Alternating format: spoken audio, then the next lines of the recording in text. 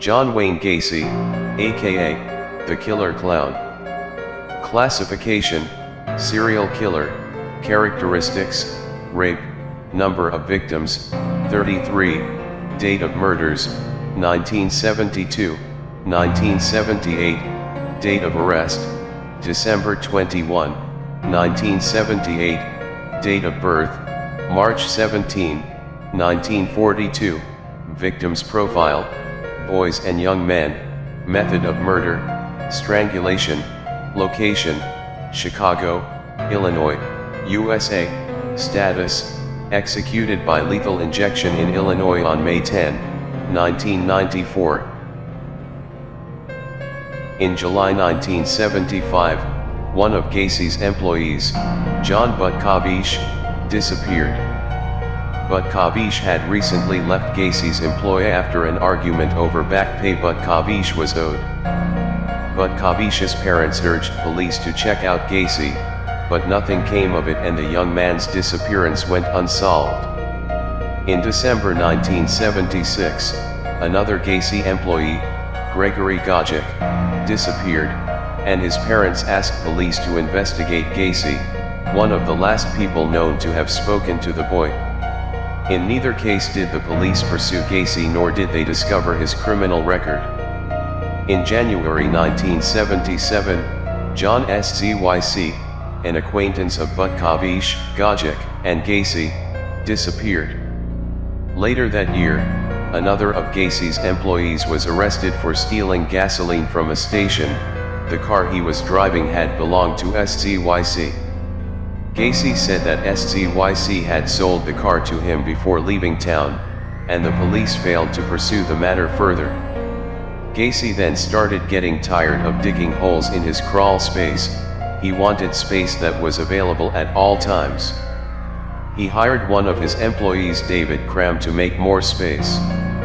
Cram also stayed in the spare bedroom in his boss' house.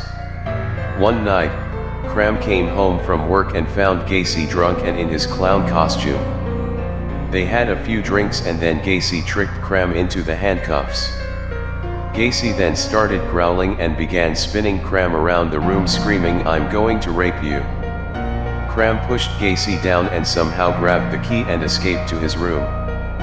Not all of Gacy's victims died. In March 1978, Gacy lured Jeffrey Ricknell into his car. Gacy chloroformed the young man, took him back to the house on Summerdale, raped and tortured him, and dumped him in Lincoln Park. Police drew a blank, but Ricknell remembered, through the chloroform haze of that night, a black Oldsmobile, the Kennedy Expressway, and some side streets. He staked out the exit on the expressway until he saw the black Oldsmobile, which he followed to 8213 West Summerdale. Police issued a warrant, and arrested Gacy on July 15. He was facing trial on a battery charge for the Ricknell incident when he was arrested in December for the other murders. In December 1977, a 19-year-old man complained that Gacy had kidnapped him at gunpoint and forced him into sex. Yet again, Chicago police took no action. Robert Piest, a 15-year-old boy, disappeared on December 11, 1978 from the Des Plaines pharmacy where he worked after school. Just before he vanished, Pius told a co-worker he was going to a house down the street to talk to some contractor about a job. Gacy had been at the pharmacy that night discussing a remodeling job with the owner. Gacy denied talking to Pius when Des Plaines police called him the next day, but the Des Plaines police did what Chicago police failed to do and checked Gacy's record, discovering that he had done time for sodomy. A search of Gacy's house on December 13 turned up some suspicious items: a 1975 high school class ring, driver's licenses for other people, handcuffs, a 2x4 with holes drilled in the ends, a syringe, clothing too small for Gacy, and a photo receipt from the pharmacy where Piest worked. Detectives noticed an offensive odor coming from the crawl space beneath the house. Further investigation revealed Gacic's disappearance. The high school ring was traced to SZYC. From Gacy's second wife, they learned of Butkavish.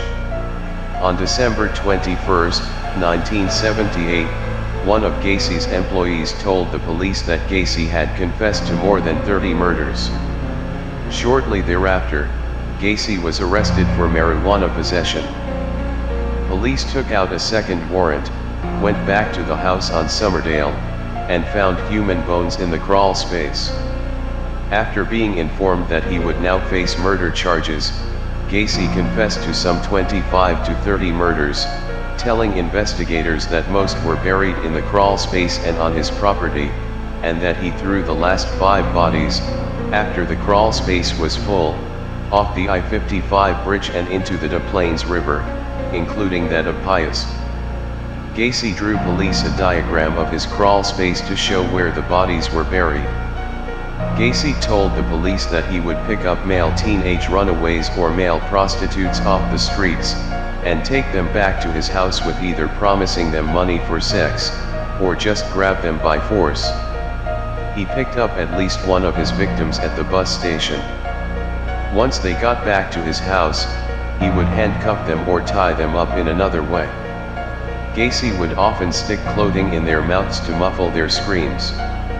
After this, he would choke them with a rope or a board as he sexually assaulted them. Gacy would also keep the bodies with him for as long as decomposition would allow. The police had already gone back to the house to search for more remains, mostly under the crawl space.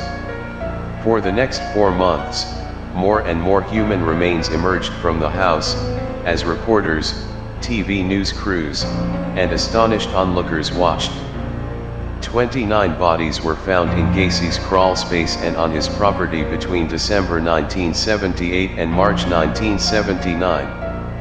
The youngest identified victims were Samuel Stapleton and Michael Marino, both 14 years old.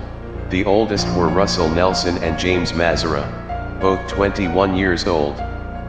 8 of the victims were so badly decomposed that they were never identified. Robert Pius's body was discovered on the banks of the Des Plaines River on April 9.